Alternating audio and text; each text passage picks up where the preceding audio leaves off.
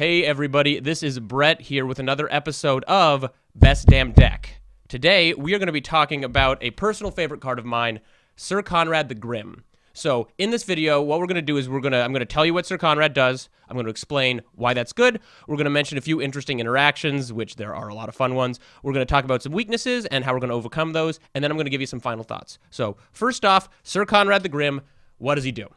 So, he is a 5/4 for 5 mana, 2 black and 3. He is a legendary creature, human knight. Whenever another creature dies, or a creature card is put into a graveyard from anywhere other than the battlefield, or a creature card leaves your graveyard, Sir Konrad the Grim deals 1 damage to each opponent. In addition to that, for 1 black and 1, each player puts the top card of their library into their graveyard. So, I read a lot of text there. Basically, what's going on here is, if a creature on the battlefield, or one of your opponent's decks, or their hand goes into their graveyard, he's going to ping all your opponents for 1. In addition to that, if any creatures leave your graveyard, he's going to ping your opponents for 1. So that's a lot of text. He's got obviously a lot of combo potential, a lot of card interactions here, and the nice thing about him is if you don't have anything else, you can just dump your mana into him and just activate for as many times as you've got mana. So that is what he does. Why is that good? So he enables a lot of other good cards in your deck. He is going to let you play with a lot of interesting cards. He is going to give you a way to close out the game. He is a really good card to have in the command zone in Brawl right now because Brawl board states can get real gummed up, and if you can play your commander and then win solely with your commander or with cool interactions, that's going to get you pretty far in Brawl.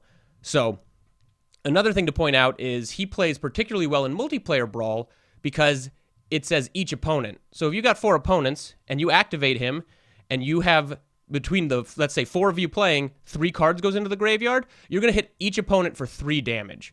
So let's move into some interesting interactions that take advantage of that. So first of all, a real easy interaction is Lifelink. If we can give Sir Konrad Lifelink, every time we hit our opponents, we're getting that much. So that scenario I said where we're hitting each of our opponents for 3, if we do that, we're going to gain 9 life. So that's really great. So how do we do that? How do we get them lifelink? There are not a ton of options in Standard at the moment, unfortunately, but we do have one in Sorin Imperious Bloodlord. So Sorin's going to be able to activate, give Konrad lifelink till the end of turn, and then you're going to be able to take advantage of all that. Another card that has a lot of really nice interaction with him right now is Bag of Holding. How Bag of Holding works is you can pay 2 and tap it, you're going to draw a card, and then you're going to discard a card, and when you discard a card, you exile it from your graveyard, and it goes basically under the Bag of Holding, and you can get that card back later for some mana. Now, the nice thing about this is, when you do that, you discard a card, it's going to hit your graveyard, and Konrad's going to trigger. Then it's going to move from your graveyard into exile, and Konrad's going to trigger again. So that's going to add up and get you 2 activations every time we pitch a creature with Bag of Holding.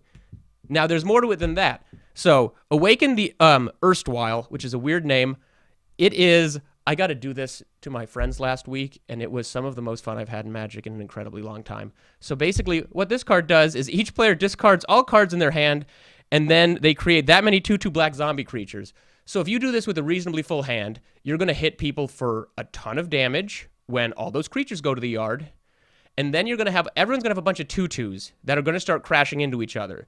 And when those creature tokens kill each other, they're going to get you more triggers for Konrad. So it gets out of hand. And if you happen to have Bag of Holding in play, your discarded cards go under Bag of Holding. You'll get that double trigger for any creatures, and then you can get your hand back. So these are just a few interactions that you can get away with Konrad. Another real fun one in Standard is Doom Whisperer. So Doom Whisperer is a 6/6 flying demon for 5, but you can pay 2 life and surveil 2. So when you surveil, you look at the top 2 cards of your library, and you can put either of them into your graveyard or put them back on top of your library in any order.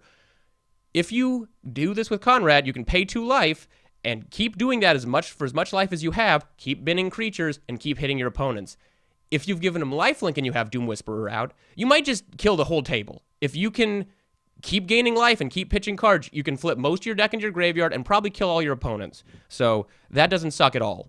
And then we're going to hit one more interaction. There's a lot of interactions with Konrad because a lot of things interact with the graveyard in mono black. But the Haunt of Hightower is another really fun card that's in Standard that I think more people should be running, and it interacts with Konrad really nicely.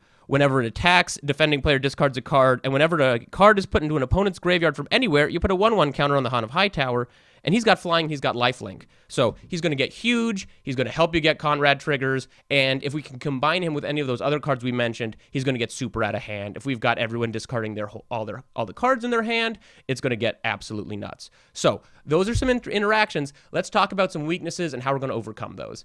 The most glaring weakness we have is we are in mono black, so that is going to cut us out of certain answers.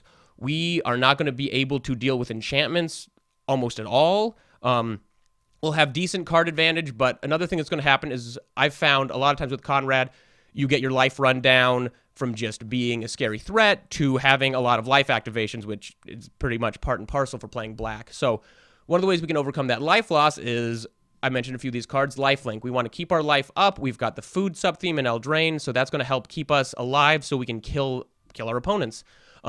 Not having that enchantment removal I mentioned, we have a few options in colorless. We can hit real scary enchantments with Meteor Golem. We can use Ugin the Ineffable to get rid of colored enchantments. So we have a couple options there. Another thing you can do is just play politics. If you're in that multiplayer game, try to convince people to attack somebody else. If you can get that Awaken the Erstwhile down, get those zombies blocking, you can create a stalemate where nobody wants to attack because all those death triggers from those zombies are going to ping a bunch of your opponents down. So we might have to be wily if we're going to try to stay alive here, but that's what playing mono black's all about. So final thoughts on Sir Konrad.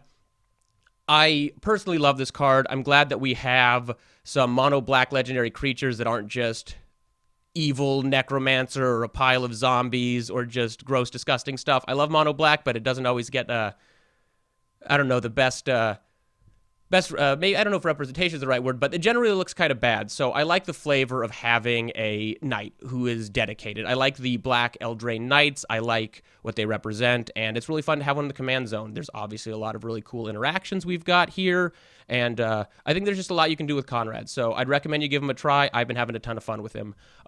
Thank you so much, everybody, for watching. Again, I'm Brett. This has been with TCGU, and thanks for watching another episode of Best Damn Deck. Have a good one.